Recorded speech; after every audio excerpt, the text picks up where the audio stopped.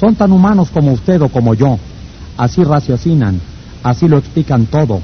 Pueden narrar las razones por las cuales tuvieron que forzar una caja de hierro o ser rápidos con el gatillo. Casi todos ellos intentan, con alguna serie de razonamientos falaces o lógicos, justificar sus actos antisociales aún ante sí mismos, y por consiguiente mantienen con firmeza que jamás se les debió apresar. Si Al Capone, Dos Pistolas Crowley, Dutch Schultz, los hombres y mujeres desesperados tras las rejas de una prisión no se culpan por nada, ¿qué diremos de las personas con quien usted, lector, o yo, entramos en contacto? John Wanamaker, fundador de las tiendas que llevan su nombre, confesó una vez: hace 30 años he aprendido que es una tontería regañar a los demás. Bastante tengo con vencer mis propias limitaciones sin irritarme por el hecho de que Dios no ha creído conveniente distribuir por igual el don de la inteligencia.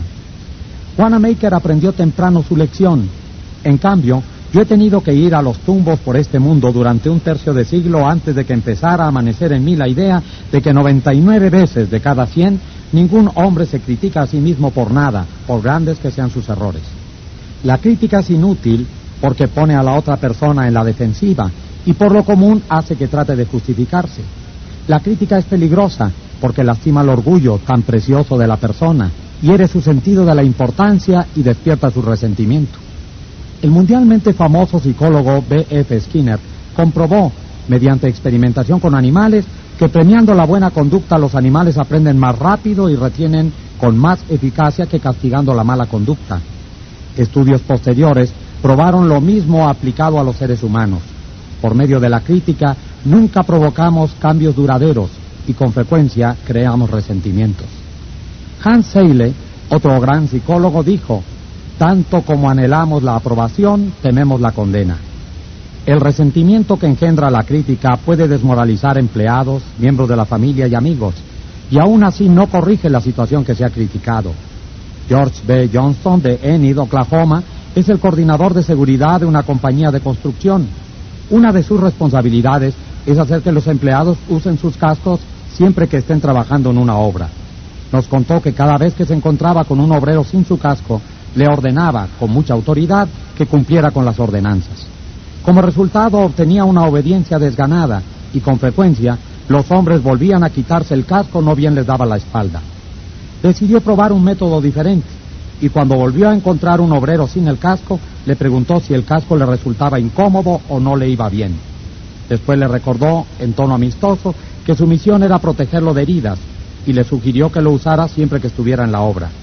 El resultado de esta actitud fue una mayor obediencia a las reglas, sin resentimientos ni tensiones emocionales.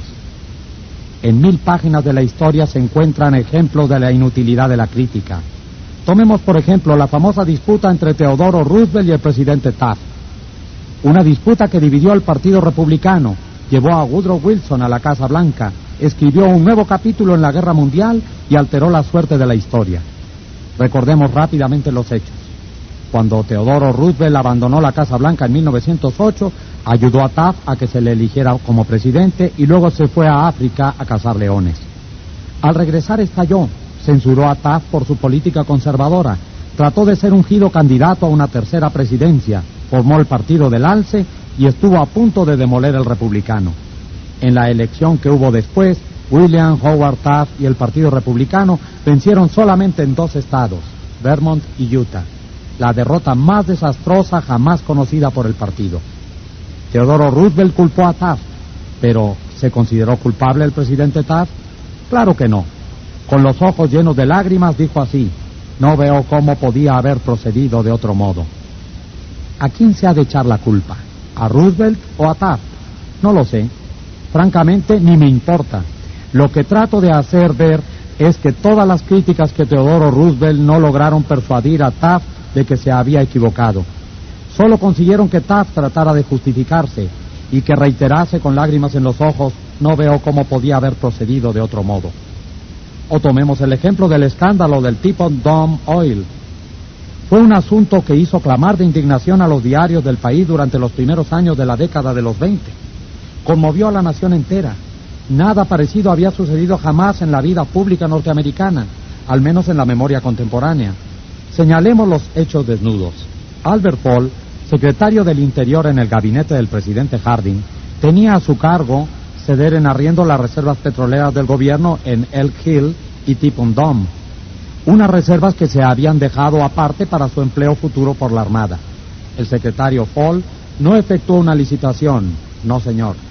Entregó directamente el contrato, un negocio redondo, jugoso, a su amigo Edward L. Doheny.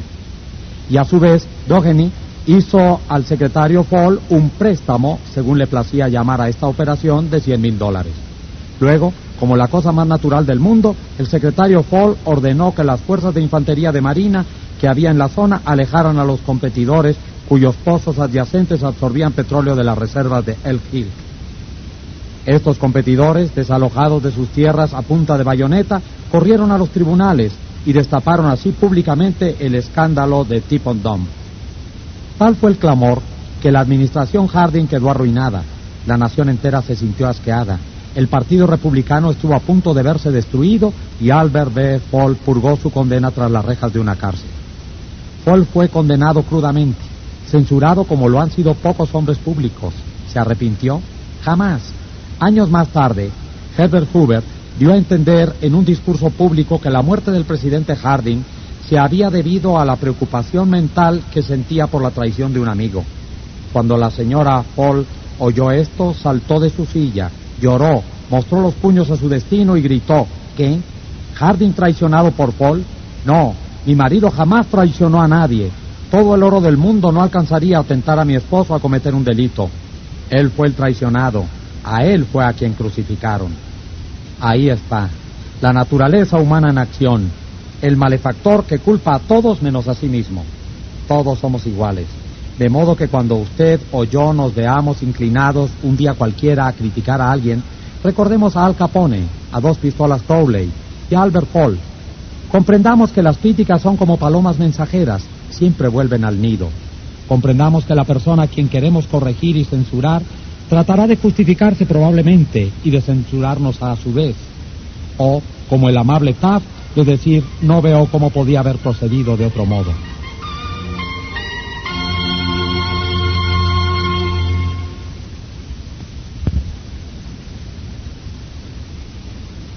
En la mañana del sábado del 15 de abril de 1865, Abraham Lincoln yacía moribundo en el dormitorio de una pobre casa de hospedaje frente al Teatro Ford, donde Booth había atentado contra él. El largo cuerpo de Lincoln estaba tendido en diagonal a través de una vieja cama que era demasiado corta para él. Una mala reproducción del famoso cuadro La Feria de Caballos de Rosa Bonheur pendía sobre la cama, y un mortecino mechero de gas daba escasa luz amarillenta. Cuando Lincoln agonizaba, el secretario de guerra, Stanton, dijo: aquí yace el más perfecto gobernante que ha conocido jamás el mundo. ¿Cuál era el secreto de los triunfos de Lincoln en su trato con los hombres? Yo he estudiado durante 10 años la vida de Abraham Lincoln y dediqué 3 años enteros a escribir y repasar un libro titulado Lincoln el Desconocido. Creo haber hecho un estudio tan detallado y minucioso de la personalidad y la vida privada de Lincoln como es posible que haga un ser humano. Realicé un estudio especial del método de Lincoln para tratar con sus semejantes. ¿Se dedicaba a criticarlos? Sí, pues, cuando era joven. En el Valle Pigeon Creek, en Indiana, no solamente criticaba, sino que escribía cartas y poemas para burlarse de los demás, y los dejaba en los caminos campestres, en la seguridad de que alguien los encontraría. Una de esas cartas despertó resentimientos que duraron toda una generación. Aún después de empezar a practicar leyes como abogado en Springfield, Illinois, Lincoln atacaba abiertamente a sus rivales en cartas que publicaban los periódicos, pero se excedió. En el otoño de 1842 se burló de un político irlandés, vano y batallador, que se llamaba James Shields.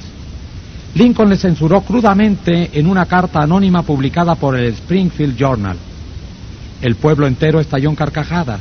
Shields, sensitivo y orgulloso, hirvió de indignación.